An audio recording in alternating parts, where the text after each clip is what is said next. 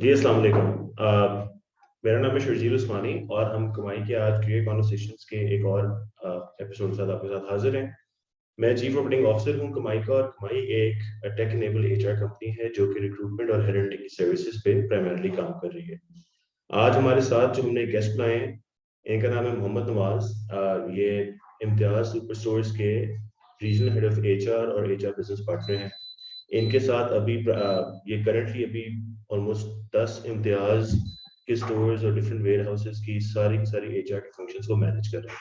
नवाज साहब, welcome to the show Thank and you we so hope to much, learn Shakil. From you in terms Uh, of managing stress. Thank you so much for this opportunity. Hopefully, it will be a two-way communication आज जो होगी। अब मैं बहुत सारी चीज़ें आपसे भी सीखूंगा और कोशिश भी करूंगा कि जो हमारी ऑडियंस है उनको भी कुछ स्ट्रेस मैनेजमेंट के बारे में बता सकें। Very brief introduction of mine. I'm Nawaz. I'm a son, a husband, a father, and a friend. ये later on I will tell you why I have introduced myself through this way, cause जो आज का हमारा topic है इससे बहुत ज़्यादा associated है. And the second thing, Shardil already told you कि I'm working with Imtiaz, one of the leading retail supermarkets in Pakistan.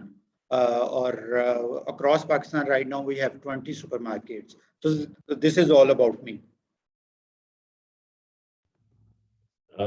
Again, welcome to the show, Nawaz साहब। And while we're on the same topic, हमारा topic आज का है managing workplace stress.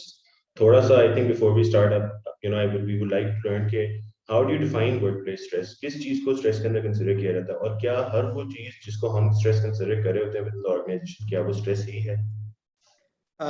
This is very much important topic in today's अगर हम दुनिया को देखते हैं, आज की दुनिया को अगर देखा जाए तो WHO ने रिसेंटली स्ट्रेस और डिप्रेशन को एक वर्ल्ड एपिडेमिक के तौर पे कंसिडर किया है। और हम देखते हैं तो बहुत सारी स्ट्रेस हमें वर्क प्लेस की वजह से आ रही होती है, हमारे घर में भी दूसरे लोगों तक भी हम मुंतकिल कर पा रहे होते हैं इस स्ट्रेस को। तो this is very much important कि हम किस तरह स्ट्रेस को लें और इसको किस तरह मैनेज करें, और किस तरह मेक श्योर करें कि वर्क लाइफ बैलेंस, जो हमारा वर्क लाइफ है और जो हमारी पर्सनल लाइफ है, इन दोनों के दरमियान किस तरह का बैलेंस क्रिएट करें। तो आज हम कोशिश करेंगे कि इस टॉपिक को कवर करें और कुछ ऐसी चीज़ें डिस्कस करें जिसकी वजह से हम इस टॉपिक को जो स्ट्रेस है, एंजाइटी है, डिप्रेशन है, इसको अच्छे तरीके से मैनेज कर सकें। So hopefully one by one हम उन चीज़ों को डिस्कस करने की तरफ जाएंगे। First of all, there are two types of stress. One is healthy stress, हम यूजुअली इसको कंसीडर नहीं करते, and the other one which leads towards anxiety, depression, और then a disaster, you can say that, a breakdown at a personality level. So if I start with healthy stress, so बहुत सारे लोगों ने शायद first time ये word सुना होगा या will be surprise to listen this word के how a healthy stress. How is it possible कि हम अपनी कोई भी टास्क या डेडलाइन को मीट करें विदाउट स्ट्रेस? मुझे एग्जाम्स के लिए जाना है और मुझे I have to prepare myself, तो if I will not take stress तो कैसे मैं उसको मैनेज कर पाऊंगा? इसी तरह मुझे बहुत सारे इंपॉर्टेंट टास्क, माइलस्टोन अचीव करने हैं ड्यूरिंग माय लाइफ, तो मुझे उन गोल्स को अचीव करने के लिए कोई टाइमलाइन सेट करनी है, और timeline comes along with the stress. तो this is a healthy stress basically. हम समटाइम्स जब चीज़ों को नेगेटिव वे में ले रहे होते हैं, नेगेटिव कॉनोटेशन में ले रहे होते हैं, तो वो हमेशा नेगेटिव ही परसीव करते हैं हम लोग, हमारी पर्सनैलिटी उनको नेगेटिव परसीव करती है। तो मोर और लेस स्ट्रेस को हम हमेशा से इसके साथ में हमने लेबल कर दिया कि this is a bad word, और ये जहाँ पे भी आएगा तो वहाँ पे जो है ना काम खराब होगा, चीज़ें इन लाइन नहीं होंगी। बिल्कुल। तो बहुत सारा स्ट्रेस हमें ऑब्वियसली ड्राइव कर रहा होता है ऑर्गेनाइजेशन के अंदर परफॉर्म करने के लिए भी। तो ओवरऑल यस, अगर आप एक स्ट्रेस को विद इन मैनेजेबल लेवल लेके चल रहे हैं और आपका स्ट्रेस को आप आप देख रहे हैं कि वो किस चीज की तरह आप स्ट्रेस को यूज करें, it's like anger, it's an emotion that arises from your situations, और आप उसको कैसे मैनेज करें और उसको किस तरह से यूटिलाइज करें, बहुत सारी चीजों को डिफाइन करेगा कि आप कैसे स्ट्रेस के साथ रह सकते हैं और कैसे स्ट्रेस को मैनेज कर सकते हैं। हाँ, बट लाइक ऑल थिंग्स, अगर आप एक्सेसिवली स्ट्रेस को आपने नहीं मैनेज करे and you let it get your head, और आपका जो ना स्ट्रेस फिर वो वही वाला आ जाएगा जो आपने भी बताया, जहाँ पे नेगेटिव स्ट्रेस आ जाता है, which is a negative connotation, जहाँ पे फिर आप बीमार भी होना शुरू हो जाएंगे, वर्क प्लेस में कोप भी नहीं कर सकते होंगे और सारी चीजों में स्ट्रगल भी कर रहे होंगे। हाउएवर आई एम श्योर बहुत सारी चीजें स्ट्रेस को मैनेज करने के लिए, और स्ट्रेस के आगे एज द नेम स्ट्रेस के resilience I think is very very important, कि आप उस स्ट्रेस को कैसे बर्दाश्त कर रहे हैं, और स्ट्रेस के आगे कैसे कोप अप कर रहे हैं। तो आपके ख्याल में what are things that possibly can happen in the work place, कि आप ज्यादा रेजिलिएंट बन सकें और स्ट्रेस को बेहतर मैनेज कर सकें? Resilience जो है ना, this is one of the most important word in current times, you can say, because अगर हम इसकी उर्दू में भी इसका मीनिंग समझने की कोशिश करते हैं, तो दिस इज वंस अगेन के लचक और इलास्टिसिटी और वापस आना किसी भी नेचुरल स्टेट। तो कुछ लोगों के अंदर तो रेजिलियंस यू विल फाइंड के मींस के नेचुरली होती है, और बीइंग स्ट्रीट स्मार्ट भी कुछ लोगों के अंदर ये डेवलप हो चुकी होती है डिफरेंट सिचुएशंस और चीज़ों को टेकअप करते हुए।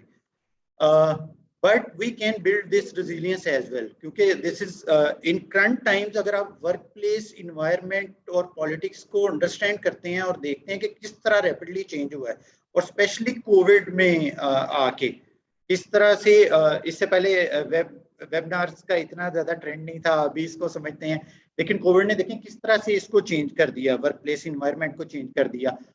फिर इसके साथ में क्या हुआ, कोविड की वजह से और टेक्नोलॉजी की एडवांसमेंट की वजह से और ऑर्गेनाइजेशनल कल्चर की वजह से ऑर्गेनाइजेशनल बहुत सारी ऑर्गेनाइजेशन ने बहुत रैपिड ग्रोथ भी दिखाई। अब रैपिड ग्रोथ जब आई तो उसके साथ में बेसिकली आपका स्किल सेट की एनहेंसमेंट भी आई, टास्क डेलीगेशन की भी आई, टास्क कंप्लीशन की भी आई, ये सारी चीजें साथ में आई। तो समहाउ हुआ क्या कि इन सारी चीजों ने स्ट्रेस क्रिएट किया आपकी लाइफ के अंदर। आप उस टास्क की डेडलाइन को मीट करने के लिए बहुत ज्यादा काम पे तवज्जो देना शुरू कर दी, अपने आप को, अपनी पर्सनल लाइफ को उसके लिए सफर किया। तो इन सारी सिचुएशंस को बेटर वे में डील करने के लिए I think one of the best way जो है that is basically being resilient on the job. और मेरे ख्याल में इसको एक और टॉपिक में बड़े अच्छे तरीके से एड्रेस किया जा सकता है, that is basically emotional quotient. अगर बहुत सारे लोगों ने ये वर्ड पहले भी सुना होगा, this is all about self management and self awareness, and this eight the same times others awareness and others management.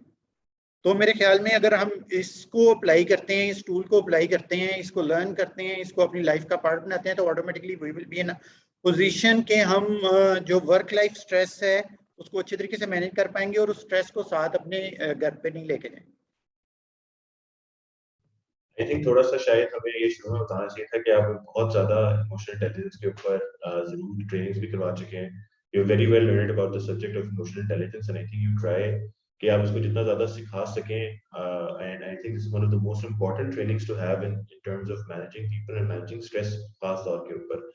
और एक और चीज आई थिंक जो जो बहुत ज्यादा शायद आजकल मिसिंग है in terms of our training of the workforce, है जिस चीज के लिए हम वर्कफोर्स को तैयार नहीं कर पा रहे या नहीं कर रहे या फोकस नहीं कर रहे तैयारी करने के ऊपर, वो यही है कि the work place is not a school, और ये वो सारा एनवायरनमेंट नहीं है जहाँ पे आप जो ना पूरी जिंदगी ट्रेन हुए हैं या जहाँ पे आपने अपनी एजुकेशन ली है। The work place by itself is a very very different beast and a very different entity all together. यहाँ पे आपको बहुत सारी सिचुएशंस में जो शायद वैसे कभी इम्पैक्ट नहीं करती, यहाँ कभी सोचते नहीं, यहाँ पे करते हैं। यहाँ पे आप बहुत सारे डिफरेंट लोगों के बहुत सारे डिफरेंट इमोशनल नीड्स के साथ ऑपरेट कर रहे होते हैं, और बहुत सारा स्ट्रेस ऐसे होता है जो कि लोग कैरी करके ला रहे होते हैं, या बहुत सारा स्ट्रेस ऐसा होता है जो आप ऑर्गेनाइजेशन से लेके अपने घर जा रहे होते हैं।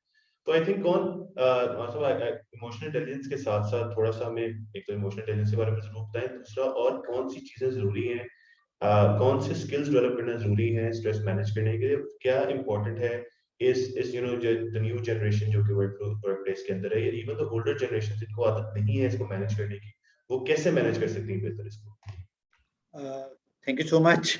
अच्छा, नो डाउट कि आज के टाइम में emotional quotient is more important as compare to कि अगर पहले टाइम की बात करते हैं, यूजुअली हमें स्कूल्स में, कॉलेजेस में, हर जगह पे यही सिखाया जाता है कि intelligence quotient is very much important. और बहुत सारे लोग जो आईक्यू में अच्छे होते हैं वो एक्सीड भी करते हैं, लाइफ में ग्रो भी करते हैं, ऑर्गेनाइजेशन में अच्छी पोजीशंस भी अचीव करते हैं। लेकिन जब हम आते हैं पीपल मैनेजमेंट पे, स्ट्रेस मैनेजमेंट पे, लोगों की अवेयरनेस के ऊपर, अपनी पर्सनल अवेयरनेस के ऊपर, तो then we came to know कि लीडरशिप का सबसे स्ट्रॉन्ग ट्रेड जो है that is basically emotional quotient. At some point in your life you will be in a position कि आप आईक्यू की बेस पे जिस पे आए हैं, you have to manage the team, you have to manage the people, you have to manage your family, and you have to manage your peers, colleagues and the politics. तो इन सब को अच्छे तरीके से मैनेज करने में आपकी जो सोशल अवेयरनेस है, सोशल मैनेजमेंट है, पीपल अवेयरनेस और पीपल मैनेजमेंट है, वो हमेशा इम्पोर्टेंट रोल प्ले करती है। इसके अलावा मैं कल भी एक ओरिएंटेशन डिलीवर कर रहा था अपनी ऑर्गेनाइजेशन में, एंड आई आस्क्ड पीपल के कितने लोगों का सेल्फ विजन और सेल्फ मिशन है, कभी किसी ने कोई सेट किया है। तो हमेशा से जब भी मैं ये क्वेश्चन करता हूँ तो बहुत सारे लोग तो मेरी तरफ देखते हैं इस तरह कि यार ये कौन सा क्वेश्चन कर लिया है। बेसिकली स्ट्रेस मैनेजमेंट के लिए जो सबसे इम्पोर्टेंट टूल है, you can say after EQ, is you must have a clear perspective, clear goal, clear vision और clear mission, your own clear mission और गोल। ये सारी चीजें बहुत इंपॉर्टेंट है। हम बेसिकली इन्हीं सारी चीजों पे लैग कर रहे होते हैं।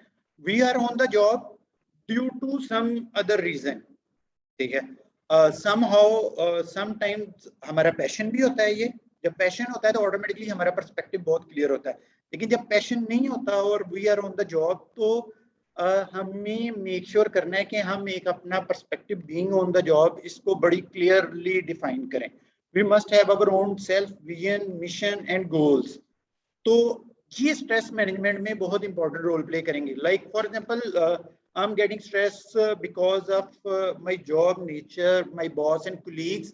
तो ये पर्सपेक्टिव हमेशा से मुझे बताएगा, ये मुझे इनलाइन करेगा दोबारा से और स्ट्रेस को मैनेज करने में हेल्प करेगा कि I'm here for a bigger cause or my cause is this and this is just a one step. I have to overcome this step through this way.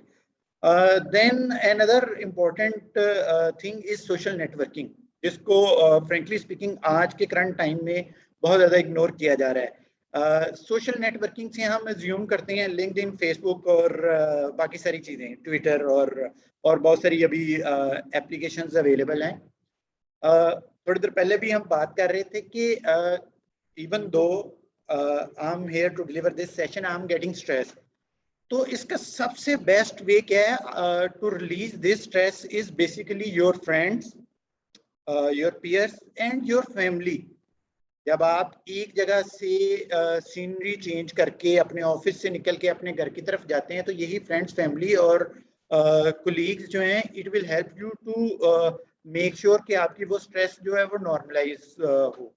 हमारा ज़्यादा फोकस सोशल मीडिया पे होने की वजह से actually we are not into with people, और हम उनसे बात नहीं कर पाते। वो बातें हमारे पास तक ही रह जाती हैं और जो एंजाइटी और डिप्रेशन की तरफ समहाउ लेके चलती हैं। Being optimistic is another tool to manage basically stress and being resilient basically. Optimistic से बहुत सारे लोग जो है ना नेगेटिव कॉन्नोटेशन भी लेते हैं कि all the time you have to talk positive all the time. जैसे कि EQ से भी बहुत सारे लोग लेते हैं कि if someone is very nice और वो अच्छे से बातें करता है तो ही इज वेरी, यानी कि उसका EQ बहुत हाई है। हालांकि इस तरह नहीं है। ऑप्टिमिस्टिक इज नॉट लाइक कि all the time you have to talk positive and सिर्फ जिस तरह की भी सिचुएशन है उसमें आपने पॉजिटिव ही बात करनी है। ऑप्टिमिस्टिक इज समथिंग कि आपका पर्सपेक्टिव क्लियर है, you are very much aligned with the organizational goals, with your own job, उसकी नीड्स, इन सारी चीजों से। और whenever you face something, so you came up with something like, okay, it can happen because this is the part of the job, this is the part of, okay, how I have to handle this now to this situation. Another thing is clarity. you should be very much clear and very much focused towards your goal, your vision, your mission, in line with your organizational goal, mission, and vision. So it also helps you to inline your stress management or resilient build करने में it helps you a lot. इस लिहाज से नवाज़, I think बहुत सारा role also comes down to कि जो organization के अंदर HR का function है, how valuable, it's a very valuable role. तो while I think traditionally consider ये किया जाता है कि HR के 4-5 consistent functions हैं, for example कि जी आपने लोगों को hire कर लिया, लोगों के कोई forms भर लिए, operationally manage कर लिया, but I think ये रोल बहुत ज़्यादा deep है उससे भी, and आपके HR business partner का रोल भी goes all across the organization, primarily with people management. तो HR का role what do you feel कैसे है ऑर्गेनाइजेशन के साथ लोगों को इन लाइन लाने के लिए, बिकॉज आई एम श्योर कि सबसे इम्पोर्टेंट पार्ट, सबसे पहला बंदा जिससे कभी भी ऑर्गेनाइजेशन में मिलेगा वो HR का होगा. इट्स द HR पर्सन जो कि डिसाइड करता है कि ऑर्गेनाइजेशन के अंदर आप कल्चरल फिट हैं या नहीं है. अगर आप नहीं है तो are you growable and are you flexible enough to become that person, या फिर this is not going to work out between you and the organisation. तो फिर you would feel कि HR का function is very very important इस सारे काम को एक organizational values के साथ को line up करने के लिए और फिर आपका stress manage करने के लिए. No doubt, अगर करंट टाइम्स की बात करते हैं तो HR is the most important tool. Basically organization, किसी भी ऑर्गेनाइजेशन का फेस जो है डेट इज HR, क्योंकि चाहे वो किसी भी डिपार्टमेंट के लिए उसकी हायरिंग हो रही है तो वो HR के थ्रू ही समहाउ होता है. और HR basically also represents the culture of the organisation.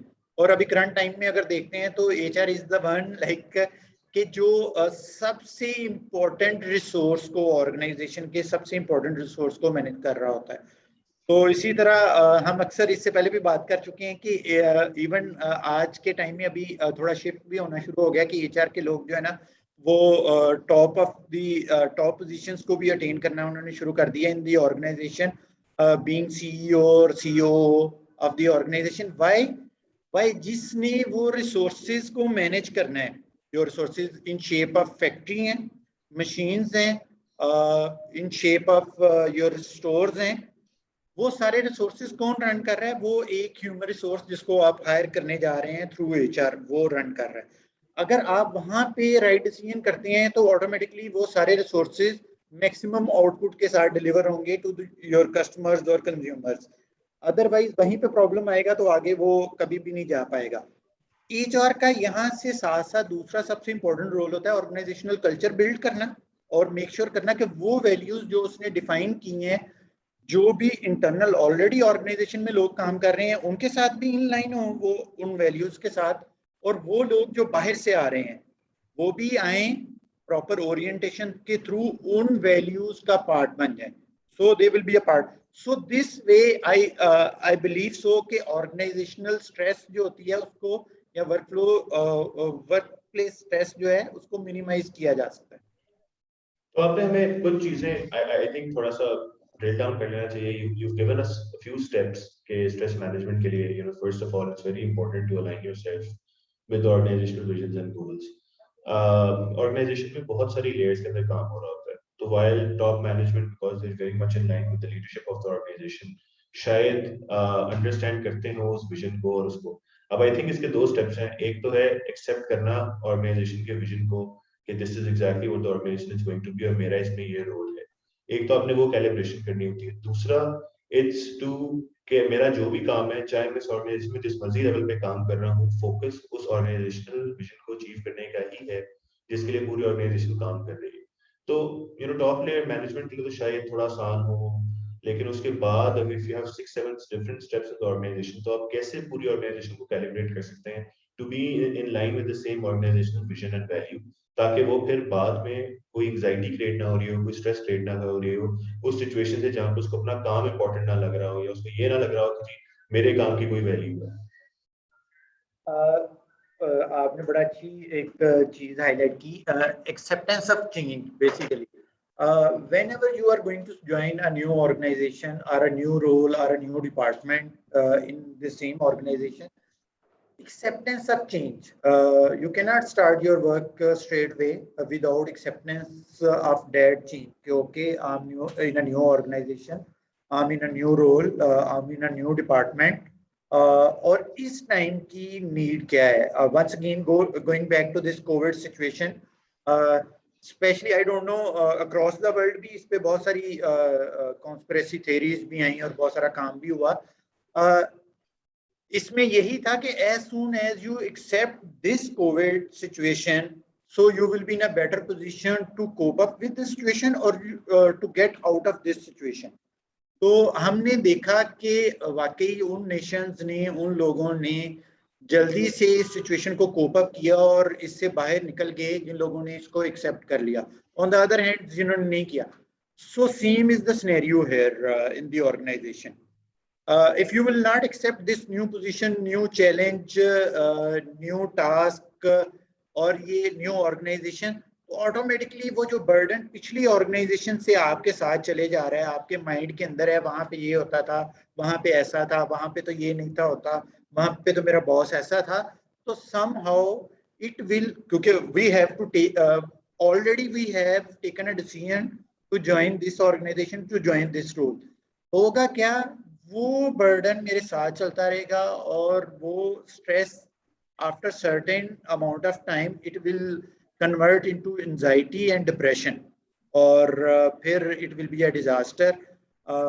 बहुत मुश्किल हो जाएगा उससे once again getting out of that situation. तो first of all we have to accept. तो what is resilience? Is basically we have to bounce back, we have to came back. Okay, fine, this happens, this is a new situation, this is a new task, इसकी नई requirements हैं, वो requirements मेरे पास नहीं है, इसके लिए नया skill set चाहिए, वो skill set मेरे पास नहीं है. I have to learn all those things. So as soon as you will bounce back, you will accept that change, you will get out of it. तो इसका मतलब दो चीजें हुई. एक तो अगेन जब आप किसी ऑर्गेनाइजेशन से दूसरी ऑर्गेनाइजेशन में आ रहे हैं, तो the only thing that you should bring with yourself obviously is आपकी टेक्निकल लर्निंग और आपका skill set, not the mindset जो कि आप उस ऑर्गेनाइजेशन से कैरी कर रहे थे, अनलेस कि कोई ऐसी पॉजिटिव चीजें हो जो कि आपके इंट्रोड्यूस करवा सकें या इन्फ्लुएंस करवा सकें. लेकिन you need to be open to change कि जी अब मैं किसी नई जगह पे जा रहा हूँ, काम नए तरीके से हो रहा होगा, चीजें डिफरेंट हो रही होंगी. ऑफ कोर्स, चाहे आप सिमिलर इंडस्ट्री में जा रहे हो या क्रॉस इंडस्ट्री जा रहे हो, बहुत सारी चीजें डायनामिकली चेंज हो रही होती हैं. जिन लोगों के साथ आप काम कर रहे होते हैं वो लोग चेंज हो रहे होते हैं. जिस आपका नेचर ऑफ काम चाहे बेशक आप एचआर से एचआर में जा रहे हो, सप्लाई चेन से सप्लाई चेन में जा रहे हो, ऑपरेशन से ऑपरेशन में जा रहे हो, लेकिन बहुत सारे मूविंग पीसेस होते हैं जो कि ऑब्वियसली सारे सिस्टम के बीच में चेंज हो रहे होते हैं. तो openness to change it's very very important. But also change management के ऑब्वियसली तो खैर बहुत सारे मॉडल बताए जाते हैं, लेकिन इन एन एचआर की कॉन्टेक्स्ट जिसमें आप काम कर रहे हो, आपने what do you think has been the best approach organizational change को लाने के लिए? खास तौर पे आपके बहुत सारे नए स्टोर्स खुल रहे हैं, बहुत सारे नए वेयरहाउसेस खुल रहे हैं, बहुत सारे लोग इंटरनली मूव कर रहे हैं, बहुत सारे लोग बाहर से आ रहे हैं. तो it's a constantly evolving system. कैसे आप ये चेंज मैनेजमेंट को इंश्योर करवा रहे हैं organisation? Especially in change management, the only thing which is constant is change. और इसकी communication is the most important thing. हम बहुत सारी चीज़ों पे, बहुत सारी जगहों पे हम देखते हैं कि कम्युनिकेशन बैरियर की वजह से बेसिकली बहुत सारे काम स्टार्ट तो बड़े अच्छे तरीके से होते हैं, ठीक है, समहाउ एक लेवल, सर्टेन लेवल भी अचीव करते हैं, बट द गोल जहाँ पे उन्होंने अपना गोल सेट किया होता है वहां तक नहीं पहुंच पाते. तो one of the most important thing what I believe is the communication, और स्पेशली द असर्टिव कम्युनिकेशन.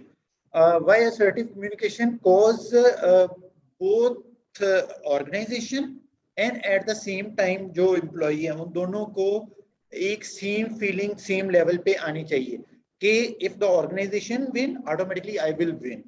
ठीक है, दिस इज नॉट समथिंग के they will win, they will earn, और I will lose somewhere, और मैं अपनी सारी एनर्जी और इन सारी चीज़ों को जो है ना किसी जगह पे वो खो दूंगा. तो this is the most important thing. और continuous communication is also very much important. With proper intervals उसका रिन्यूअल रिक्वायर्ड है, रिफ्रेशर रिक्वायर्ड है, उसकी दोबारा पर्सपेक्टिव को बताना बहुत इंपॉर्टेंट है. Like I will give you an example from my own personal experience. जब मैं पिछली ऑर्गेनाइजेशन में था तो there was a competition with the names of challenge. तो उसके लिए we are preparing our team जिसने जाके मिडिल ईस्ट में compete करना था. So they are fully focusing on their task job जो उन्होंने वहां पे जाके परफॉर्म करनी थी। उन्होंने पूरा रेस्टोरेंट रन करना था for a certain amount of time और एक सर्टेन ऑर्डर्स डिलीवर करने थे टू द कस्टमर्स। तो वन फाइन डे मैं उनके साथ बैठा था, उनकी कोचिंग कर रहा था, तो मैंने वो बुर्जुल अरब, देन बुर्ज खलीफा, देन दुबई और इन सारी चीज़ों की पिक्चर्स डाउनलोड की, वीडियोस डाउनलोड की और उनको बताया कि what if you will win. ठीक है, ओके फाइन, उसके लिए आपको मेहनत और ये सारी चीजें करना तो बहुत जरूरी है। इफ यू विल विन तो फाइनल जो डिनर होगा ना, इट विल बी एट बुर्ज खलीफा। ठीक है, हाउ डू यू नो कि कितना कॉस्ट करता है एक आम आदमी को वहां पे जाना। ठीक है, वहां पे रेस्टोरेंट्स कैसे हैं, वहां पे लोग कहाँ कहाँ से आ रहे हैं, ओवरऑल बिल्डिंग का स्ट्रक्चर क्या है, लाइक सो उनको क्लैरिटी ऑफ द गोल, यानी कि अगर आप अपने गोल पे पहुंच जाते हैं तो what they gonna get out of that thing. Okay, organisational will grow, you will also grow, but at the end of the day दोनों के लिए विन विन सिचुएशन जब होगी तो what they are gonna get out of that thing. तो मेरे ख्याल में ये सबसे इंपॉर्टेंट चीज है रियलाइज करवाना। हम सम हाउ ब्रेक डाउन तो कर देते हैं गोल्स का, लोगों को बता भी देते हैं at the start of fiscal year और परफॉर्मेंस अप्रेजल्स के तौर पे कि this is your management by objectives, you have to follow all these thing. लेकिन उनको बार बार उस पर क्लैरिटी नहीं दे रहे होते कि जब तुम ये अचीव करोगे तो what you gonna get out of it और ऑर्गेनाइजेशन इससे क्या गेट करेगी। आई थिंक जो जो बहुत इंपॉर्टेंट बात अभी एक और बीच में हमने की हुई है कि ऑर्गेनाइजेशनल गोल सेटिंग ऑब्वियसली हो जाती है। बहुत टाइम्स के ऊपर इंडिविजुअल गोल सेटिंग भी उस ऑर्गेनाइजेशन की गोल सेटिंग के बेस पे हो जाती है, लेकिन लोगों का बाय नहीं लिया जाता इस गोल सेटिंग करने के लिए। फॉर एग्जाम्पल कि जी आपने किसी को ये तो बता दिया कि जी मैं साल के अंदर आपकी ये दौड़ देख रहा हूँ, लेकिन उस दौड़ से ऑर्गेनाइजेशन को क्या फायदा हो रहा है, आप ऑर्गेनाइजेशन को कैसे हेल्प कर रहे हैं, आपको अपने फायदा इंडिविजुअल लेवल पे क्या फायदा होगा, ऑर्गेनाइजेशन लेवल पे क्या फायदा होगा, ग्रोथ का क्या फायदा होगा। All of these things also need to be explained very you know in a very formal conversation to tell him कि यार ये हो रहा है, इन चीजों के अंदर काम करेंगे, आप अगर ये सारे काम पूरे करते तो ऑब्वियसली ये आपका रिवॉर्ड है, इस तरह से ऑर्गेनाइजेशन के अंदर ये वैल्यू एडिशन कर रहे होंगे और इस तरह से ऑर्गेनाइजेशनल गोल को भी अचीव कर रहे होंगे। while talking about behaviors, I think दो तरह की चीजें हैं जो स्ट्रेस के लेवल पे शायद आपने खुद आइडेंटिफाई करनी होती है। तो as an individual how do I understand कि जी मेरा स्ट्रेस का लेवल कहाँ पे है और मुझे उसको नीचे लाने की जरूरत है। And as management how do I understand कि मेरा ये एम्प्लॉई इज अंडर स्ट्रेस और मुझे इसको मैनेज करना है। वो ट्रिगर्स क्या है दोनों केसेस के अंदर, जिसके लिए हमें बहुत कॉशियस रहना चाहिए कि यार ये अब ये स्ट्रेस की सिचुएशन है, इसको भी हमें जरूरी मैनेज करना है। A very good question. Once again वहीं से स्टार्ट करते हैं, गुड स्ट्रेस और बैड स्ट्रेस से। एक रिसर्च है वहाँ पे यानी कि अमेरिका और यूरोप में कंडक्ट की गई डिफरेंट ऑर्गेनाइजेशन के एम्प्लॉयज में during this covid time period, और स्ट्रेस लेवल जो है ना वहाँ पे उन्होंने मेजर किया और through good stress they have come to know कि लोग जो है वो ज्यादा एंगेज्ड हैं और मोटिवेटेड हैं टुवर्ड्स देयर जॉब, और उनका अचीवमेंट लेवल वर्सेस लास्ट अगर चेक करते हैं तो बहुत ज्यादा है। ऑन द अदर हैंड अगर आप अपना टास्क किस तरह, how we will come to know कि this is not a good stress, it leads towards anxiety और ओवरऑल मेरे एम्प्लॉई को भी, मेरे ह्यूमन रिसोर्स को भी डैमेज करने जा रही है और मेरी ऑर्गेनाइजेशन को भी डैमेज करने जा रही है। जाहिर सी बात है वो अपना काम नहीं करेगा तो both will suffer, organisation will suffer और at the same time employee will also suffer. If someone is not meeting his deadlines, if someone is doing too much thing at the same time और बहुत सारी चीजों में involve होने की कोशिश कर रहा है लेकिन वो अपनी डेडलाइंस को मीट नहीं कर पा रहा, टास्क प्रॉपर से डिलीवर नहीं कर पा रहा, डिलीवरी लेवल अगर इससे पहले for example he is on 90 और at the moment he is on 60-65, so through these tools you will come to know कि somehow the other there is some problem जिसकी वजह से ये सारे काम ठीक से नहीं कर पा रहा। Stress can be work related as well, और we can carry this stress from our homes as well, क्योंकि घर पे भी बहुत सारे मसले मसाइल होते हैं जो वो इसकी तरफ लीड कर रहे होते हैं। The best way is basically to deal all this stress कि आप अपना सीनरी चेंज करें। ठीक है, most of the time you need detachment from your task or assignment। अगर आप इस तरह की सिचुएशन में हैं, आपके बॉस को भी अगर वो अंडरस्टैंड कर रहा है इस सिचुएशन को और आप खुद भी अंडरस्टैंड कर रहे हैं, तो you have to make sure कि there should be a scenery change, okay fine, he is doing well, लेकिन अभी ड्यू टू सम रीजंस, वो reason can be job related, it can be from family as well, he needs some time out of this culture environment and office. So once again when he will be back, तो refresh होगा once again वहां से वापस आते हुए.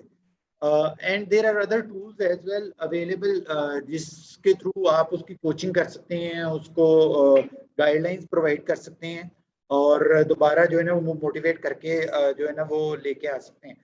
Compassion is another important tool. Frankly speaking, हम अगर देखते हैं तो job is so much materialistic kind of environment कि जहाँ पे everybody is working like a machine. ठीक है, in the morning I have to come, I have to complete certain number of tasks and I have to go back. तो in such an environment, compassion plays very important role. हमने थोड़ी देर पहले social networking की भी बात की, जहाँ पे friends, peers और फैमिली वर्कर्स भी ये काम कर रहे होते हैं और at the same time this is my job as well. If someone else is not doing this thing, तो I have to learn this thing और I have to cultivate compassion for myself and for the others who are working around me. Cater this stress thing. Once again, this is a good stress as well, which nurtures us, which leads us towards our goal. और there are bad one जैसे मैंने पहले बता दिया, WHO ने इसको जो है ना एपिडेमिक के तौर पे कंसीडर किया है इन 2021, क्योंकि बहुत सारे लोगों ने जॉब्स लूज की हैं इसकी वजह से. तो we have to be very much careful जब हम काम कर रहे हो, तो अपने पीयर्स और इन सब लोगों को हमने इन पे नजर भी रखनी है, उनको देखना भी है कोई इस तरह की सिचुएशन में तो नहीं इन्वॉल्व. अगर इन्वॉल्व है तो being a leader, this is the right time to be a leader, basically a situational leader. तो आपको मेक श्योर करना है कि उसकी डी अटैचमेंट हो और कंपैशन के साथ उसको डील किया जा सके वहां पे. आई थिंक थोड़ा सा and this is very true, in Covid is बहुत सारे लोगों को ये होता था कि शायद ऑफिस जाने की वजह से हम ज्यादा टाइम नहीं दे सक रहे. And I think when the खासतौर पे जिस टाइम पे एवरीथिंग वाज शट डाउन और सारे लोग घर पे बैठे हुए थे, the stress levels did not go down, they went up. Constantly एक एनवायरनमेंट में लॉक्ड इन रहना, आप दूसरे एनवायरनमेंट में ना जा सकना, बाहर ना निकल सकना has added a lot to the stress, which is why 2020 2021 के अंदर बहुत ज्यादा स्ट्रेस के केसेस रिजल्टिंग इनटू डिप्रेशन के केसेस, एंजाइटी के केसेस काफी ज्यादा एक्सीड कर गए. I think change of scenery, शायद बहुत दफा ये मिसअंडरस्टैंडिंग होती है कि may be change of scenery सिर्फ शहर से बाहर जाके या किसी हिल स्टेशन पे जाके हो सकती है. आई थिंक हम दिन में 2 3 4 दफा अपनी सीनरी चेंज कर रहे होते हैं, डिपेंडिंग बस इसके ऊपर होता है कि आप कौन सी सीनरी को कैसे एक्सेप्ट कर रहे हैं. For example, a lot of people drive a lot of comfort office आके, काम करने का शौक होता है. they really believe कि जो वो काम कर रहे हैं उसकी कोई उसको एक वैल्यू होल्ड करता है, and they do it very very dearly. Some people obviously, और कोई सही है कोई गलत नहीं है, some people just consider कि जी काम काम ही है और मुझे जो भी सुकून करना है वो घर जाके करना है. बट आई थिंक दोनों चीजों का बैलेंस आउट हो जाता है अगर आप एक चीज को बिल्कुल एलिमिनेट कर दें बीच में से, which is why I think it is very very important कि आपने बीच में बताया था सोशल लाइफ के बारे में भी, तो इट इज while जरूरी नहीं है कि आप रोजाना रात को पूरी रात बाहर घूमेंगे तो सोशल लाइफ होगी, लेकिन having some social interactions a few times in a week, आपके सर्कल के अंदर जहाँ पे आप कंफर्टेबल हैं, that could be your family, talking to them about your work, या even at your work भी आपको अगर लगता है कि कोई ऐसे ट्रिगर्स हैं जो आपको कॉन्स्टेंटली आ रहे हैं, कोई ऐसा काम है जो बहुत स्ट्रेस कॉज कर रहा है, I think talking about it is very very important. And I think most organisations के अंदर ये रोल ऑब्वियसली लाइन मैनेजर के पास तो है ही है, because your line manager will always be your mentor, चाहे वो अच्छा लाइन मैनेजर है बुरा लाइन मैनेजर हो, कुछ ना कुछ आपको सिखा रहा होगा. बुरे लाइन मैनेजर से ना क्या नहीं करना चाहिए वो सीख रहे होंगे, और अच्छे लाइन मैनेजर से क्या करना चाहिए वो सीख रहे होंगे, तो दोनों से आप सीख रहे होंगे और हर ऑर्गेनाइजेशन का सिस्टम भी आपको सिखा रहा होगा. So I think it's very very important that you're able to communicate either within the workplace, which is very important कि आप HR के साथ relationships build कर सकें, आप अपने stress levels को handle कर सकें, आपको पता हो कि यार अब मेरा जो है ना stress का level high हो रहा है और मैं शायद functionally fail कर जाऊंगा अगर मैं अपने stress को manage नहीं करता, नहीं talk to somebody. बहुत दफा stress also comes from the fact कि शायद मैं काम करने की कोशिश कर रहा हूँ वो हो नहीं रहा, तो मे बी शायद थोड़ा सा ये भी बहुत होता है पर्सनल लेवल के ऊपर, क्या मैं किसी से जाके पूछूंगा वो समझेगा मुझे तो काम करना नहीं आता है, मैं ना कर रहा हूँ, व्हिच इज नॉट ट्रू. हर बंदे को हर काम नहीं आ सकता. आई थिंक मुझे दिन में बहुत दफा ऐसा होता होगा कि कोई ना कोई चीज किसी से पूछनी पड़ती होगी, सीखनी पड़ती होगी, एंड आई एम श्योर आपके साथ भी ऐसे होगा। तो I think it's very very important कि आप you remain open minded to the fact कि हर किसी को हर चीज नहीं आ सकती। हम इंसान हैं, बहुत सारी चीजें गलतियों से सीखते हैं, बहुत सारे काम आप, but you should always be open to that fact कि हाँ शायद मैं गलत कर लूं, लेकिन गलत करने से क्या मैं सीख लूं। या फिर आई think it's also very important कि हम समझाएं अपने अपने अपनी वर्कफोर्स को, अपनी एचआर को कि यार it's not bad to ask. अगर आपको हेल्प की जरूरत है तो कम एंड आस्क कि यार हमें ये चीज मैं नहीं कर सकता, या मेरे से नहीं हो रही, या वो रिजल्ट्स नहीं ड्राइव कर पा रहा जो मुझे करने चाहिए, what's the best way for me. ना कि आप उस स्ट्रेस को ले लेके उस टेंशन से अपने आप को भी खराब कर लें, उस ऑर्गेनाइजेशन से अपना रिलेशनशिप भी बिगाड़ लें और इवेंचुअली मूव ऑन करते हैं। Because if you are not willing to learn, तो फिर आप किसी ऑर्गेनाइजेशन में भी ऑब्वियसली सर्वाइव नहीं कर सकते। It will always be that anxiety and stress जहाँ पे आपको जो है ना कोई नई चीज सीखने के लिए आप तैयार नहीं है, क्योंकि every experience every day is a new day. आपको खाना खस्ता रास्ते में आते हुए कोई इंसिडेंट हो जाता है, आप उससे कोई चीज नहीं देखते हैं, कोई नहीं समझते हैं, कोई इंसिडेंट आप, बहुत सारी चीजें ऐसी होती हैं जो कि डेली एक नए सिरे से होती हैं, आपने पहले कभी देखी नहीं होती। And managing that and being a part of that is also part of the entire learning curve. तो व्हाइल आई थिंक थोड़ा सा आई थिंक आल्सो बहुत सारी सिचुएशन भी नवासिब ऐसी हैं जहाँ पे आपका स्ट्रेस बढ़ रहा होता है और आप उसको देख नहीं रहे होते, और बाद में जब वो फेलियर जो है वो रिजल्ट कर जाता है एडिशनल स्ट्रेस के अंदर for a lot of people. How do you stop something a situation from converting into a stressful situation? कौन से स्टेप्स लेने चाहिए अपनी सिचुएशन को कंट्रोल करने के लिए, आउटसाइड ऑफ जो कम्युनिकेशन और कोचिंग हमने जिसकी बात की है? First of all, understanding of this phenomena basically is very much important. हम फ्रेंकली स्पीकिंग स्ट्रेस को फेलियर के साथ बहुत ज़्यादा एसोसिएट कर रहे होते हैं, और वी फील लाइक कि जो लोग कामयाब हैं वो कभी लाइफ में फेलियर उन्होंने नहीं देखा। This is why they are successful once throughout their studies, throughout their job, throughout their business. हम बेसिकली रॉन्ग कॉनोटेशन ले रहे हैं इसकी। फेलियर इज नॉट समथिंग के जहाँ पे बेसिकली आप जो है ना स्ट्रेस की तरफ जाना चाहिए। रेजिलियंस भी जो है वो बेसिकली यही सिखा रही होती है आपको। Okay fine, there are things के जो आपको लाइफ में पहले नहीं आ रही होती, आप फर्स्ट टाइम अटेम्प्ट करते हैं और you will be a failed, और फिर आप उससे दोबारा लर्न करके थ्राइव करके बाउंस बैक करके उसको सीखते हैं और वापस आते हैं। तो हमें ये वाली एक्सेप्टेंस भी होनी चाहिए कि things are there, might be जिनको मैं अटेम्प्ट करूं फर्स्ट टाइम और वो ना हो पाए, ठीक है। फेलियर इज आल्सो देयर, ठीक है, मुझे उससे बाउंस बैक करना है। और इसकी सबसे बेस्ट एग्जांपल है कि लर्निंग और एम्प्लॉय एंगेजमेंट की भी आपने थोड़ी सी बात की। बेसिकली ये सारे वो टूल्स हैं, देखें ये टूल्स हम यूज करते रहेंगे तो ऑटोमेटिकली हम उस स्ट्रेस के उस लेवल पे नहीं जाएंगे जहाँ पे वापस आना थोड़ा सा हमारे लिए मुश्किल हो। लाइक समहाउ मैंने एक नया मोबाइल खरीदा है, मैंने एक नया लैपटॉप खरीदा है, एक नया टीवी खरीदा है एंड्रॉयड बेस्ड। तो फर्स्ट डे बहुत सारी चीजें मैं अटेम्प्ट कर रहा हूँ और वो उसका बिल्कुल डिफरेंट रिजल्ट वहां पे आ रहा होगा। तो after some times I start learning और उसको मैं सीख लेता हूँ। और इसी तरह same goes to our life as well.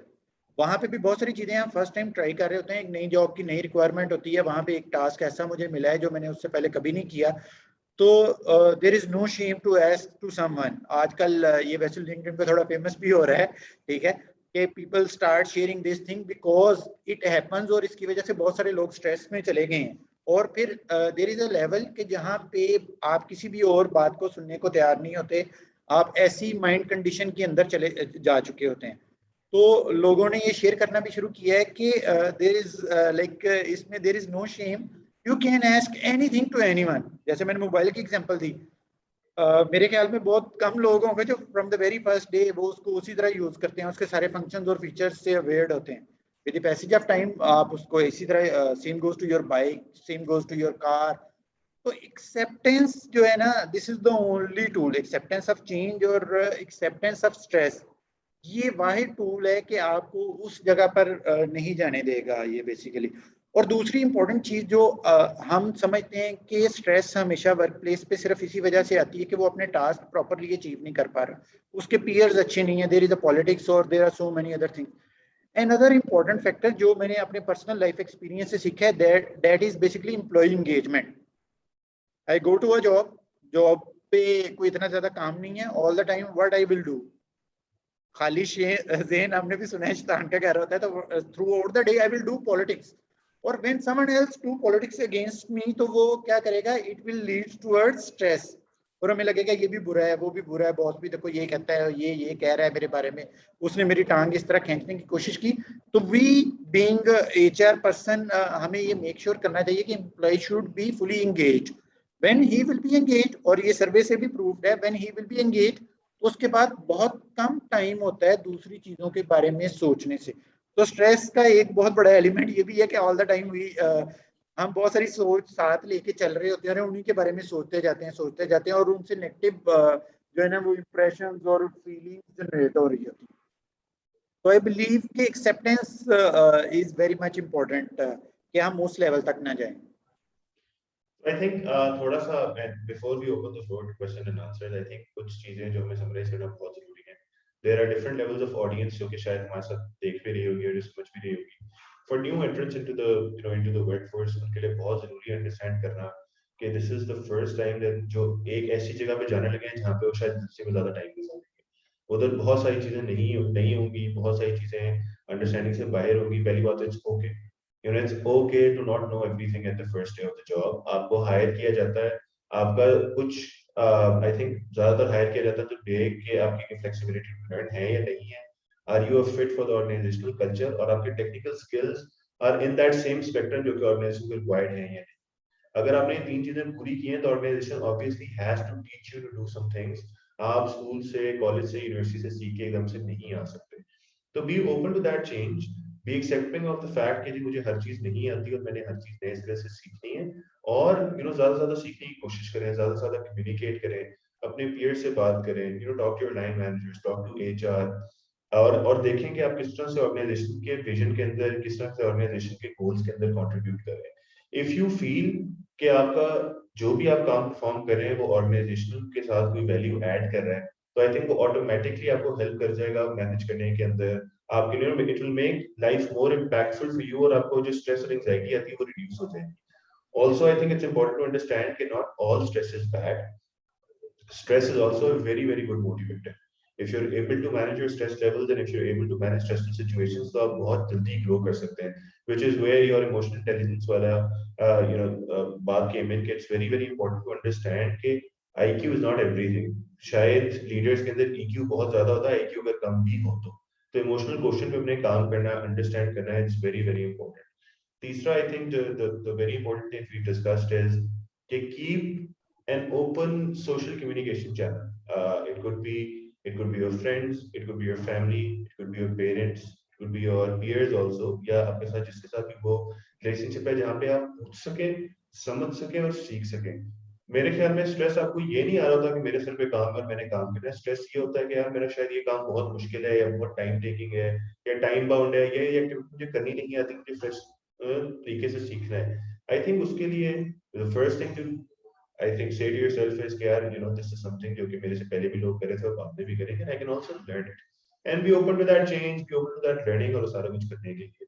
I think बहुत ज्यादा with in this environment of new companies and startups, I think it's very, very important for the organizational leaders and founders as well to be able to tell the organization कि यार हम ये करने जा रहे हैं. While you might have a lot of different roles in the organization, this is where we intend to be. If you're able to create that buy-in from the whole organization into your goal, I think आप 100% अपने goal भी achieve कर सकेंगे, अपने workforce का stress और हर चीज manage कर सकेंगे. I think एक और बात जो हमने बीच में की है वो है it's to keep information transparent within the organization. तो top leadership से लेके बिल्कुल entry level तक हर बंदे को ये चीज पता होनी चाहिए कि हम मैं किस चीज के लिए काम कर रहा हूँ, कहाँ पे कर रहा हूँ.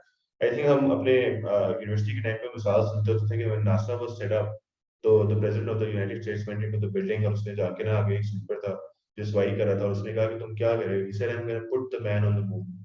तो उसने कहा कि वो that buy-in into the organization vision क्या है, as an organization we're going to put someone on the moon. तो मेरा सफाई करना भी उतना ही important है जितना रॉकेट बनाने वाले का काम, because वो मेरा काम है.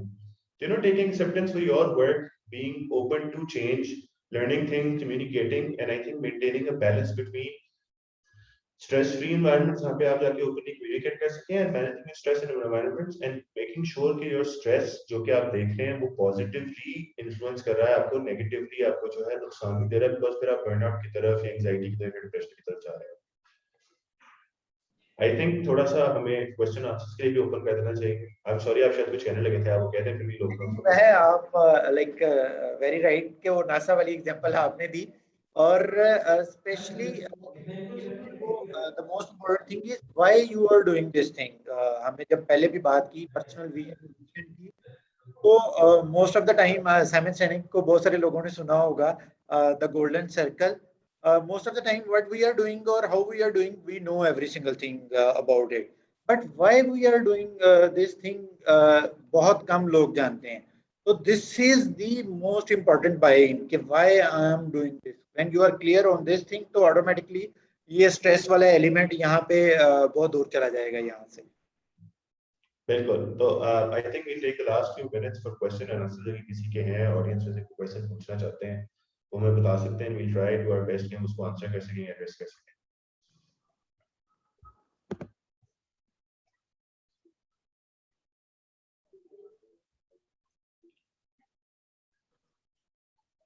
आई थिंक आपने वैसे एक काफी इंपॉर्टेंट एक मेंशन किया है, वो साइमन साइनेक था। I think start with why is a very very important concept for a lot of different reasons. उसके अंदर उसने he is given us a lot of understanding of कि किस तरह से ऑर्गेनाइजेशंस के अंदर लोग जस्ट बिकॉज वो एक वाई में बिलीव करते हैं, एक एंड गोल में बिलीव करते हैं, they able to create a lot of things जो कि शायद जनरली हर कोई नहीं कर सकता। और आपके ख्याल में और कोई ऐसे टॉपिक्स जो आपके ख्याल में बहुत जरूरी है लोगों के सुनने के लिए? This is also good forum to tell people कि यार ये चीजें आप सुने, अंडरस्टैंड करें, चाहे आप बेशक हर चीज से एग्री ना करें, लेकिन एटलीस्ट कॉन्सेप्चुअली अंडरस्टैंड करें कि ये क्या कौन सी चीजें और क्या क्या हो सकता है।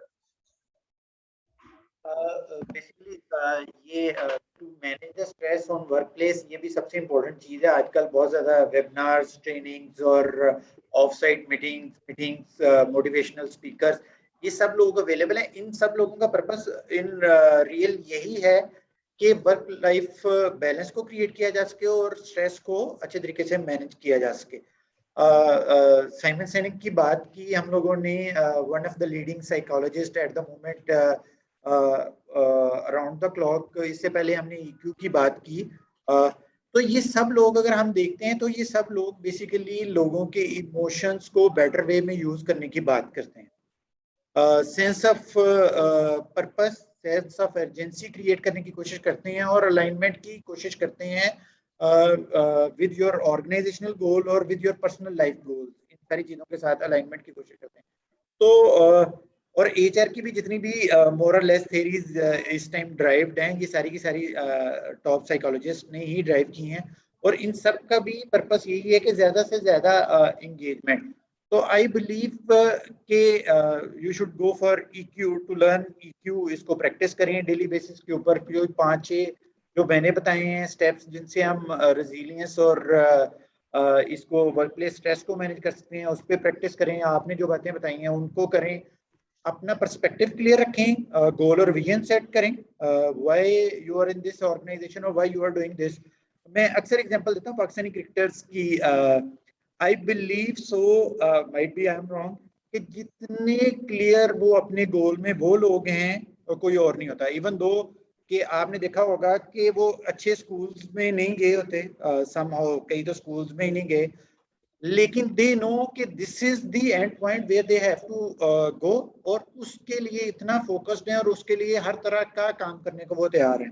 दे can compromise on every other thing to just make sure कि उनका जो पर्सपेक्टिव है, उनका जो सेल्फ विजन है और गोल है, उसको उन्होंने अचीव करना है। और at the end of the day you will see कि वो नो दे आर स्टार्स।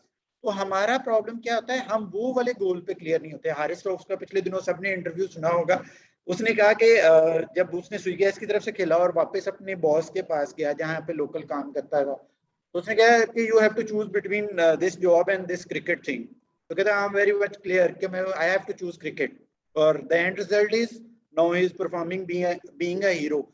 हमारा क्या होता है कि हमें ये वाली क्लैरिटी किसी ना किसी तरीके से लेके आनी है अपने अंदर, और अपने विजन, पर्सपेक्टिव और गोल को बिल्कुल क्रिस्टल क्लियर करना है कि I have to be there और इसके लिए कौन कौन सी चीजें आई हैव टू अडॉप्ट, तो it will become my passion. और पैशन में तो आप गर्मी में 48 डिग्री सेल्सियस के ऊपर आप क्रिकेट खेल सकते हैं, ठीक है। पर अदर्स आपको ये लग रहा होगा ये पागल है, ये बेवकूफ है और व्हाटसोएवर आप उसको कहें, तो when you will B clear on your why, तो ऑटोमेटिकली आप वहां तक चले जाएंगे। आई थिंक लास्ट 3 क्वेश्चन हमारे पास हैं। एक क्वेश्चन तो हमने थोड़ा सा बीच में एड्रेस करने की कोशिश की है, let's just go to that question again. इन्होंने पूछा कि जी क्या साइंस हैं स्ट्रेस के जो कि मैं अपने और मैं कैसे रिकॉग्नाइज करूं कि मैं स्ट्रेस्ड आउट हूं। आई थिंक फ्रॉम माय थोड़े से मेरी अंडरस्टैंडिंग के मुताबिक किसी भी काम के अंदर स्ट्रेस्ड आउट होने के आई थिंक दैट 2 और 3 डिफरेंट स्टेप्स जिनको आपको रिकॉग्नाइज करने की जरूरत है। एक तो क्या वो काम करने से do I find any kind of comfort, या मुझे लगता है कि मैंने कुछ अचीव किया है, मुझे जो ना हर काम अब अपने सर पे अजाब लगना शुरू हो गया, मुझे लगता है कि मैं जो भी कर रहा हूँ उसका कोई फायदा नहीं। आई थिंक आपका आपके मूड, आपका किस तरह से लोगों के साथ इंटरेक्शन है, वो आपको बहुत ज्यादा बताता है कि आपके करंटली बॉडी के स्ट्रेस लेवल्स कहाँ पे हैं। आई मीन अगर आप कॉन्स्टेंटली हर किसी से यूर इन दैट जोन जहाँ पे आप कोई भी बात करता है आपको बुरी लग जाती है, चाहे उसने बेचारे ने अच्छी बात की हो या बुरी बात की हो, I think that's also very very strong sign of stress. If you are getting, अगर आपका एक एम्प्लॉय जो कि लेट बैक होना शुरू हो गया है, जिसने पहले बहुत एक्टिवली काम करा था, now he is very down, या वो अंदर he is become an introvert, अपने सिस्टम के अंदर रहना शुरू हो गया, शेल के अंदर घुस गया, आई think that's also very very highlighted sign of stress. So आप maybe you can highlight some signs of stress and ways of recognition of stress. Stress पे आपने बड़े अच्छे से एक्सप्लेन कर दिया different science. Basically when you are stuck somewhere, what I believe so कि you are stuck somewhere, और वो वाली feeling you cannot be in a position to get rid of that specific feeling or that specific task. तो ये एक this is one of the biggest sign कि आप जो है ना वो you are feeling stress at that time. इसके अलावा भी लाइक एक ही चीज का बार बार रेपिटिशन आपके साथ आपकी लाइफ में, ये भी आपको इसी तरह के साइंस जो है ना वो दे रहा है कि it can be work related, it can be your related to your family. बहुत सारी चीजें हम घर पे भी बार बार हमारे साथ रिपीट हो रही होती हैं और हम we start taking them very serious. So if you are stuck somewhere in such kind of a situation, so it means that this is a stress, or this is the right time to deal with that stress, or you have to go to your family, peers, you have to speak up against it, you have to speak yourself basically. अगर अगर अभी के current times में आप देखते हैं तो बहुत सारी वेबसाइट्स भी अवेलेबल हैं जो एंजाइटी को स्पेशली डील कर रही हैं। Recently I have watched a season 13 reason why, तो वो throughout the season from the start और फिर एंड पे सीजन के बार बार यही बता रहे होते हैं कि somehow if you feel like there is no one कि जो who cares for you, और you are stuck somewhere कि एक ही फीलिंग और एक ही चीज बार बार आपके साथ रिपीट हो रही है, so this is the right time कि you have to go to someone, you have to start speaking about this thing, you have to share it, और उनको कहना है कि इस सिचुएशन से आपको जो है ना वो बेसिकली निकलना है। एक और बड़ा इंपॉर्टेंट क्वेश्चन है, आई थिंक किसी ने पूछा, वो ये है कि क्या वो तरीका है जहाँ पे आप सुपरवाइजर को जाके बता सकते हैं मैं स्ट्रेस आउट कर रहा हूँ? How do you talk to your supervisor about getting stressed out, या अपने लाइन मैनेजर को आप कैसे बताएंगे कि जो मेरा स्ट्रेस का लेवल बहुत ज्यादा है और जिसको जो है मैनेज करने में हेल्प करे? फर्स्ट ऑफ ऑल इसमें क्योंकि वर्क प्लेस स्ट्रेस जो है और specially which is associate with your line manager, तो वो ये हमेशा होती है कि वो आपको काम कितना ज्यादा दे रहा है या how strict he is on your schedule, your time in and time out और ब्रेक्स, इन सारी चीजों के ऊपर वो कितने स्ट्रिक्ट हैं। तो मेरे ख्याल में बीइंग सीनियर्स हमेशा से अच्छा कम्युनिकेशन लेवल डेवलप करके रखना चाहिए कि जूनियर्स आपके पास आए, but some time there will be a barrier कि हम किसी बंदे को अज्यूम करके बैठे होते हैं कि ही is not the right person, ये तो हमेशा डांटता है या ये तो मुझे हमेशा इस तरह करने की कोशिश करता है, मुझे कहता है कि यार तुम्हें ये भी नहीं करना आता, इतनी बड़े कैसे हो गए हो, ये तो बच्चों वाले काम है, और all that thing. So this is the right time कि we have to break that barrier और हमें उसको बताना है okay fine, I came up from this background, मैं स्कूल में ये पढ़ा है और इस बैकग्राउंड से था, आपके पास जॉब के लिए आया और somehow I got selected, तो सबसे बेस्ट रीजन क्या थी being got selected कि I always love to learn new things. तो this is the best time कि मैं इन चीज़ों में स्टक हूँ और मुझे आपसे ये सारी चीज़ें सीखनी है. तो whenever we will say this thing to someone कि I want to learn from you, तो he always feel like कि oh wow कि मैं ज़्यादा जानता हूँ और मैं ज़्यादा सीखता हूँ. तो this will be the ice breaker, frankly speaking, between you and him. somehow हमने देखा है पर्सनल रिलेशंस की, अगर मैं बात करता हूँ यहाँ पे थोड़ा स्पेसिफिक हो गए, then it will leads towards professional one.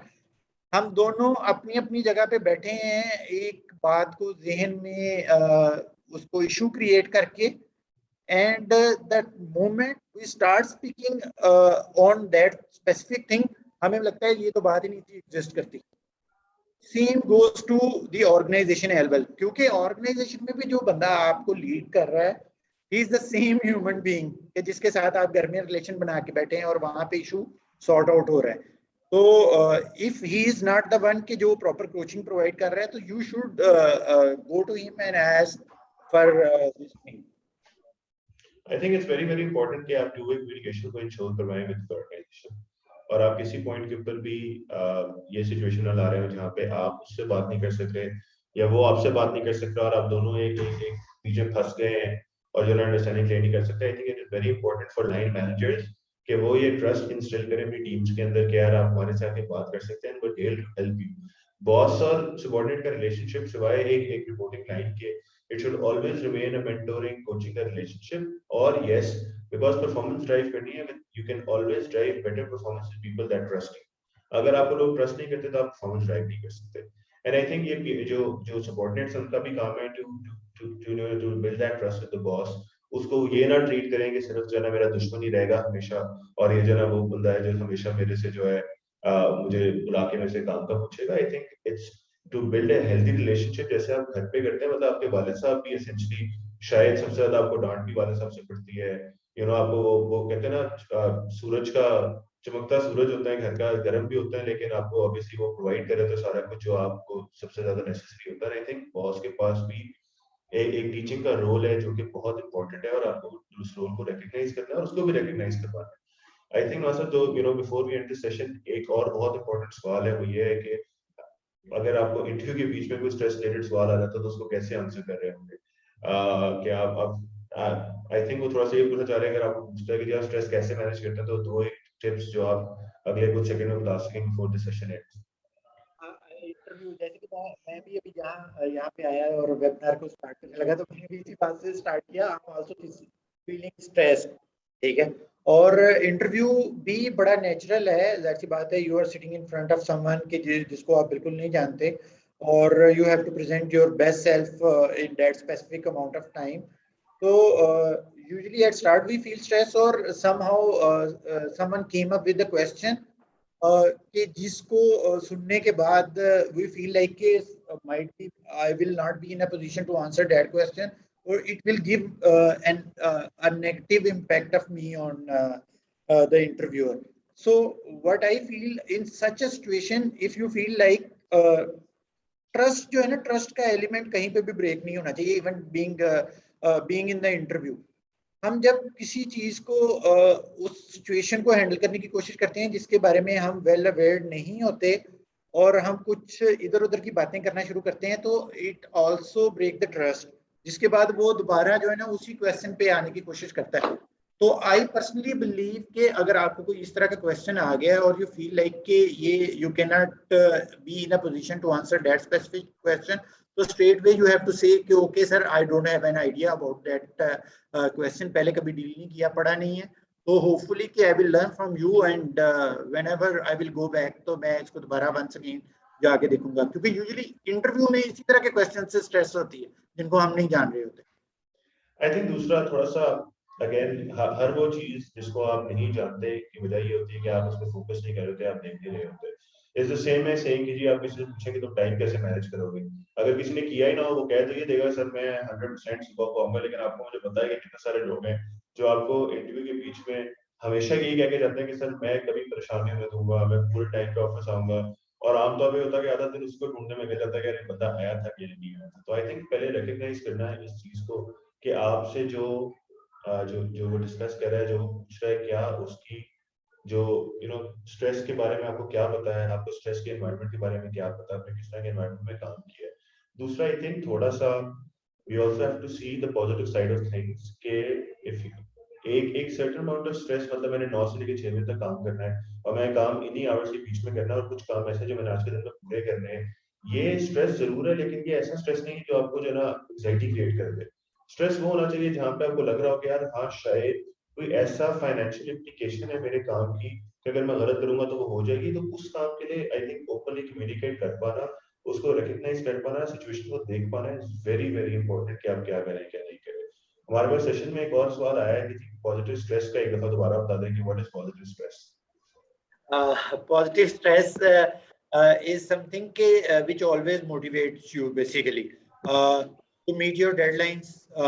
You are always being stressed going for exams. ठीक है, आप स्ट्रेस फील कर रहे होते हैं, उसको प्रिपेयर करते वक्त स्ट्रेस फील कर रहे होते हैं।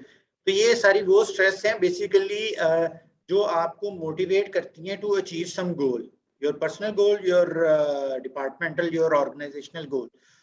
सो this is the basically positive stress कि जब हमेशा आप जिस स्ट्रेस से बाउंस बैक करें, you come up with the solution, ठीक है, और उसको बेहतर तरीके से करने की कोशिश करें, तो आई बिलीव कि this is the positive stress. जो स्ट्रेस आप में सेंस ऑफ रिस्पांसिबिलिटी क्रिएट करते हैं, जो सेंस ऑफ ओनरशिप क्रिएट करते हैं, वो पॉजिटिव स्ट्रेस है। जो स्ट्रेस आपके अंदर सेंस ऑफ डिनायबिलिटी क्रिएट करता है या सेंस ऑफ एंजाइटी क्रिएट करता है कि यार ये मेरा काम नहीं है, मेरे सर पड़ गया है, ये मुसीबत है, मैं ये नहीं कर सकता, मेरे पास टाइम नहीं है, वो होगा। एंड आई थिंक ये बहुत सारी दफा इसलिए होता है बिकॉज आपको लग रहा होता है कि जी शायद ये किसी और की जिम्मेदारी थी जो आपके सर डल गई है, ये जिम्मेदारी मैं क्यों पूरी करूं, जिसने मुझे कहा है वो खुद कर ले। तो आई थिंक ये सारी चीजें थोड़ा सा अगेन खासतौर पे जूनियर्स के लिए it is very very important to understand कि जो वर्क प्लेस है उसका पूरा एक एक एक वो नया इकोसिस्टम है जिसमें आप जाके रहेंगे। You will have to learn lot of things. Resilience आपकी आज तक शायद स्कूल के अंदर एग्जाम्स के अलावा कभी कोई स्ट्रेसफुल सिचुएशन नहीं होती है, घर के अंदर शायद अपना टीवी शो ना देखने से कोई स्ट्रेस क्रिएट हो जाता होगा। वर्क प्लेस एनवायरनमेंट के अंदर आपको हर चीज डबल प्रॉन्ग है, हर चीज से आपको स्ट्रेस भी हो सकता है और हर चीज से आपको मोटिवेशन भी हो सकती है। डिपेंड करता है कि what route are you willing to take. And किसी ने तो ये सवाल पूछा भी है कि समटाइम्स सीनियर मैनेजमेंट जो है वो ओवरबर्डन करती है जूनियर्स को, तो जूनियर्स कैसे बताएं वो ओवरबर्डन कर रहे हैं। आई थिंक इसके I have two answers to this question. पहली बात तो someone fresh into the organisation जिस टाइम पे वो आता है बहुत जरूरी होता है उसके लिए उसकी टोन सेट कर पाना, उसको समझा पाना कि जी आपका कैसा आप वर्क प्लेस के ऊपर अगर आपका लोड डलेगा तो आप अंडरस्टैंड करेंगे काम कैसे हो रहा है कैसे नहीं हो रहा, कौन कौन से काम आप कर सकते हैं और अभी कितनी कैपेसिटी है सारे काम करने की। आई थिंक उसके साथ साथ while if you feel कि जी कोई काम मेरे पे, मैं अगर ये बहुत सारे काम इकट्ठे ले लूंगा और मुझे जो है ना मैं टाइमलाइन मीट नहीं कर पाऊंगा, तो it's very very important to go to your time manager and tell them कि जी यस आपने मुझे जो काम दिए हैं वो आपको जो है ना मसला कर सकते हैं या आपको जो है ना इसके अंदर टाइम ज्यादा लग सकता है, कुछ भी हो सकता है। Rasa, any closing remarks on this before we end this session today? Thank you so much. It was a learning session for me as well. काफी अच्छे क्वेश्चन किए और एक्सप्लेनेशन आपने खुद भी दे के चीज़ों को बहुत सारी क्लैरिटी क्रिएट की और होपफुली लिसनर्स के लिए और स्पेशली द न्यू कमर्स और न्यू ज्वाइनर्स उनके लिए ये बड़ा फ्रूटफुल सेशन रहा होगा। Thank you so much for this session. Thank you ji. I hope कि everyone got the chance to learn कि हम कैसे स्ट्रेस को, पहली बात तो स्ट्रेस क्या है, किन चीज़ों से हमें स्ट्रेस हो सकता है और उन स्ट्रेस की चीज़ों को हम कैसे मैनेज कर सकते हैं। While everyone is always learning and this is always going to remain, life is going to remain a series of learning events, चाहे आप उनको recognize करें या ना करें। With that हम आप सबको अल्लाह हाफ़िज़ बोलेंगे and we hope to see you again soon.